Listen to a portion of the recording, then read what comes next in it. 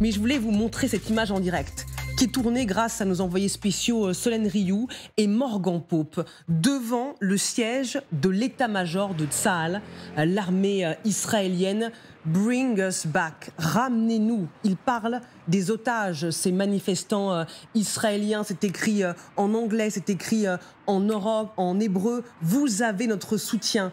Ces manifestations, elles continuent parce qu'évidemment, les Israéliens et les familles d'otages ont la boule au ventre, les heures, les jours qui passent. Et ils se demandent si un jour, ils reverront les prisonniers qui sont toujours aux mains du Hamas.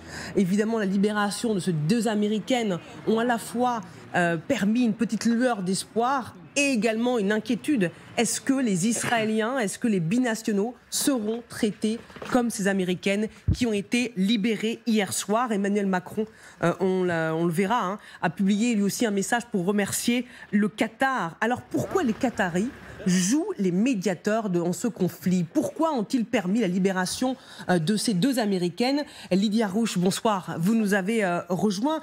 On va voir avec vous le jeu trouble que joue Doha. Oui, Doha qui joue en quelque sorte les équilibristes et pour cause, c'est le seul protagoniste à avoir un lien à la fois avec le Hamas et avec Israël. Voilà pourquoi dans un message posté sur X, précédemment Twitter, Emmanuel Macron a remercié en arabe le Qatar pour son rôle, je cite, déterminant dans la libération des otages, un rôle déterminant et pourtant dans le même temps les liens du Qatar avec le Hamas sont donc indéniables. Il y a tout d'abord la relation idéologique, des liens religieux depuis toujours, avant même la cause palestinienne.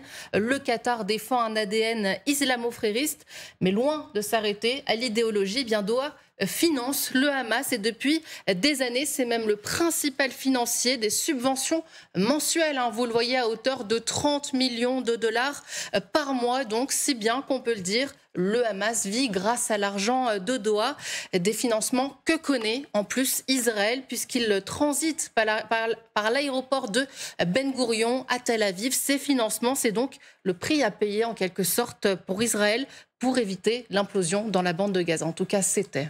Des liens financiers, vous l'avez dit Lydie, et des liens politiques, puisque Doha abrite depuis plus de 10 ans le bureau politique du Hamas. Oui, c'est là notamment qui réside son chef Ismaïl Haniyeh, installé sur place. C'est donc depuis Doha qu'il a suivi cette journée du 7 octobre, depuis le confort de son bureau qatari. Et c'est d'ailleurs depuis ces bureaux qui ont ouvert en 2012 en coordination avec le gouvernement américain qu'ont eu lieu plusieurs médiations coordonnées avec les administrations américaines pour stabiliser la région, la situation dans la région.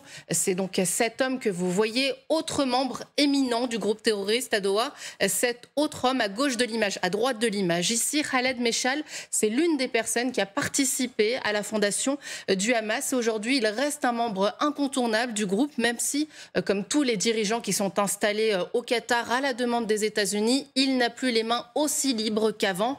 En tout cas, ce bureau politique du Hamas à Doha, il offre aux Occidentaux une forme de surveillance sur le groupe. Le Qatar qui abrite, on le rappelle, la plus grande base américaine de la région. On l'aura compris, ce petit émirat du Golfe, il cherche à s'imposer comme négociateur de la région et il y est parvenu, on l'a vu, pour la libération de ses otages. On le sait, le seul pays qui peut donc parler à la fois, je le disais, au Hamas et à Israël. Rappelons que jusqu'en 2007, date de la prise de contrôle de la bande de Gaza par le Hamas, les relations entre le Qatar et Israël étaient au beau fixe. Aujourd'hui, cet émirat, il souhaite donc se rendre indispensable dans la région, en particulier sur la question de la libération d'otages. Il y a eu notamment d'autres précédents avec des otages libérés en Iran il y a quelques années. Merci beaucoup Lydie pour ces informations, pour ce rappel. Le Qatar, il joue quand même double jeu depuis longtemps, monsieur l'ambassadeur. Oui, sans doute, mais comme ça vient d'être expliqué, le Qatar est l'un des seuls pays à avoir un levier sur le Hamas.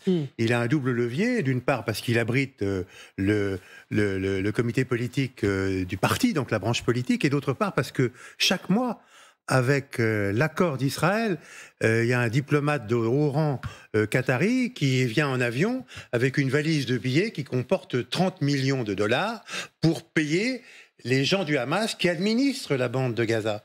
Parce qu'il faut bien aussi dire la vérité, c'est que jusqu'à présent, enfin jusqu'à cet horrible attentat d'il y a 2 semaines, Israël se faisait une raison. et dans le fond acceptait que le Hamas gère les services publics, la gestion de l'eau, la gestion des ordures ménagères, la gestion courante de la bande de Gaza.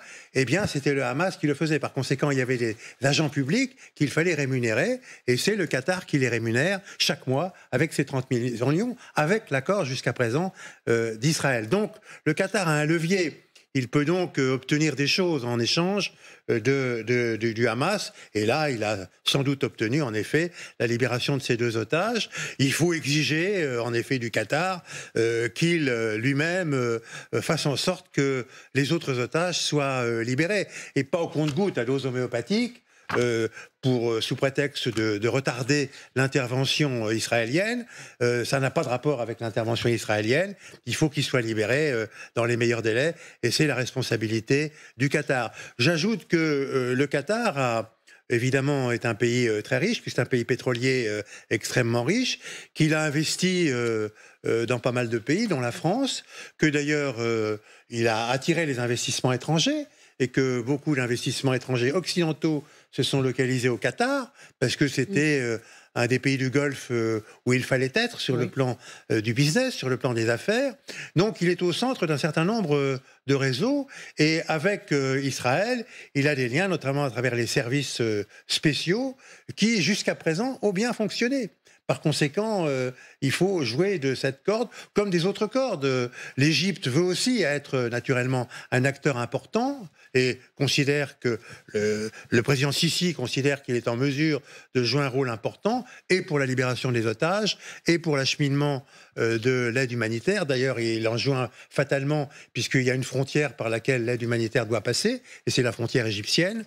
Et puis parce que, effectivement, il a des relations diplomatiques normales avec Israël.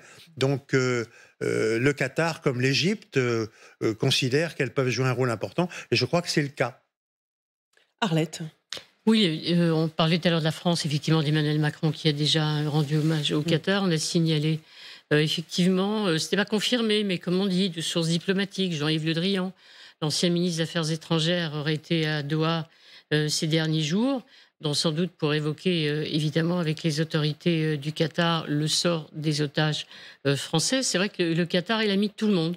Donc, quand il y a une période aussi difficile, eh bien, tout le monde peut parler, effectivement, avec les autorités du Qatar. Monsieur l'ambassadeur rappelait les investissements occidentaux au Qatar. Ben, on rappelle aussi les investissements du Qatar, évidemment, en Europe, dont certains, d'ailleurs, s'étaient émus à une certaine période en disant qu'il y avait une influence trop grande du Qatar. Mais en ce moment, en tout cas, c'est effectivement l'ami indispensable, dans un premier temps, en tout cas, pour obtenir ou tenter d'obtenir la libération des otages, et puis peut-être demain, quand un jour, si un jour, on arrive à parler de la suite dont il faudra éventuellement parler. Voilà, donc le Qatar est incontournable.